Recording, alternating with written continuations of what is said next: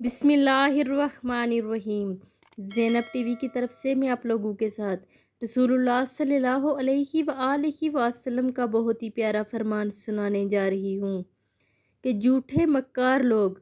हज़रत अबू हुरैरा रज़ी अल्लाह ताला अन्हो से मरवी है कि रसूलुल्लाह सल्लल्लाहु अलैहि वआलिहि वसल्लम ने इरशाद फरमाया कि आखिरी ज़माना में झूठे मक्कार लोग होंगे, तुम्हारे पास ऐसी हदीस लाएंगे जो तुमने और ना तुम्हारे बाप दादा ने सुनी होंगी। इनसे बचते रहना, वो तुमको गुमराह ना करें और फितना में ना डाल दें। ये सबसे झूठे लोग होंगे जो कि ऐसी हदीस लाएंगे जो तुमने ना पहले सुनी होगी और ना तुम्हारे बाप दादा ने सुनी होगी। इनसे बचने का हुक्म दिया गया है और वो तुम्हें कहीं गुमराह ना कर दें और फितना में ना डाल दें।